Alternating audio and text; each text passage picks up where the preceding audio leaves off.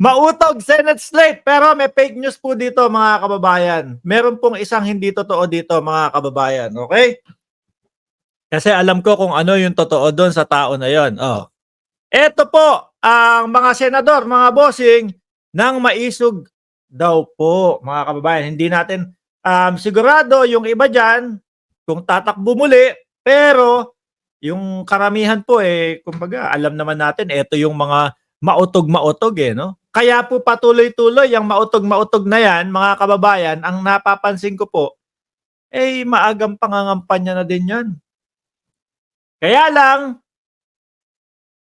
yung estratehiya po nila mga bossing, siraan ang pangulo, siraan yung mga kalaban. Kaya wag na po kayong magtaka mga boss kung bakit yung karamihan dito wala sa top 12. Ano po? Pero bago ang lahat, uunahin ko na yung fake news dito. O yung hindi kasama, ito.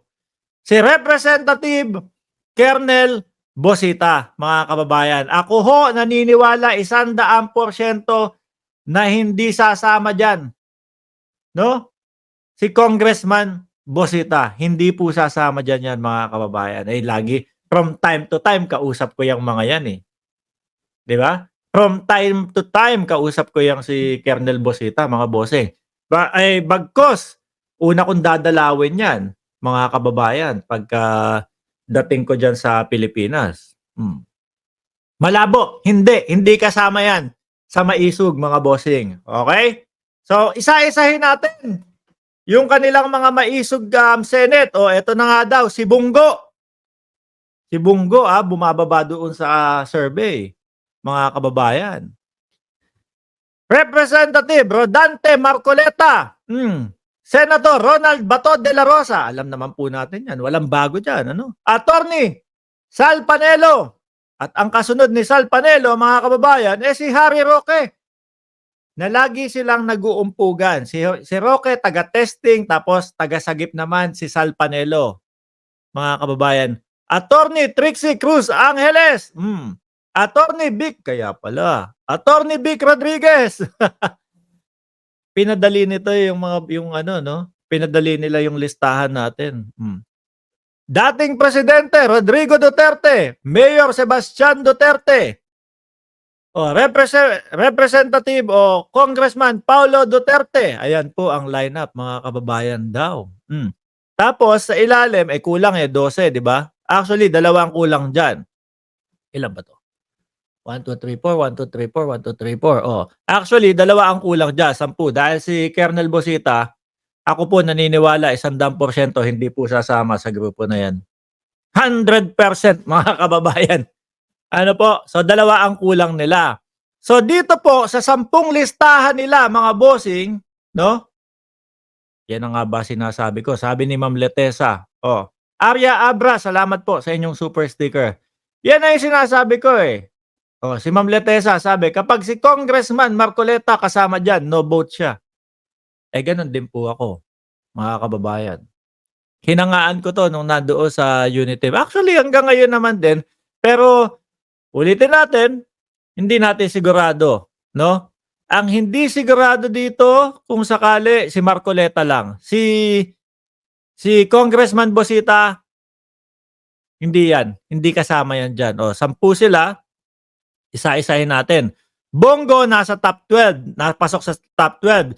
Si Bato de la Rosa nasa number 11 or 12, naglalaro diyan. Si Attorney Sal Panelo allows. Naalala ko yan nung 2022 na election, mga kababayan. Si Sal Panelo, ayoko na lang ikwento. Pagdating ko sa harap niya, ano na, kamusta? Ayoko na lang ikwento. Harry Roque, wala din po sa top 12. Attorney Trixie Cruz Angeles, wala din po sa top 12. Vic Rodriguez, lalong wala. Baste Duterte, Paulo Duterte, wala din. So sa madaling salita po, mga bossing, na dating number 3, si dating Pangulong Duterte, ngayon po number 5 na, bumababa po, mga bossing. Unti-unting pababa ng pababa. Si Bato de la Rosa naman, ayun, nandiyan sa 11 and 12. At si Bongo, bumaba din, alam ko, yung position nito So sa madaling salita po mga kababayan, kada binubuksan nila ang kanilang mga bibig, kada binubuksan nila o patuloy sila do'n sa kanilang paninira o mga mautog-mautog nila, baba ng baba sila. Pa pa palabas sa Magic 12 mga kababayan. Nandito pala yung kaibigan ko na si Paulo Saison. Ano sabi dito? Iisa lang nagawa ni Bunggo, yung Malasakit Center, na overlapping ang function dahil may DSWD at Red Cross na may mandate para lang makadugas at makakuha ng kupit na tulong kuno. Sabi ni Paulo Saison mga kababayan. And Bunggo ang lakas magsabi ng tamad daw po si Trillanes. Pag pinag-ano mo, pinagdikit mo yung kanilang ginawa, yung kay Bunggo, kapraso lang. So sa madaling salita po, mga kababayan, kung sakali, eto nga po, yung kanilang pambato, ulitin ko po yung kay Congressman Bonifacio Bosita, 100% hindi kasama dyan yan at hindi po sasama yan dyan, mga kababayan. So kung ito ang kanilang listahan o si Marcoleta wala din sa 12, alam nyo na po ang magiging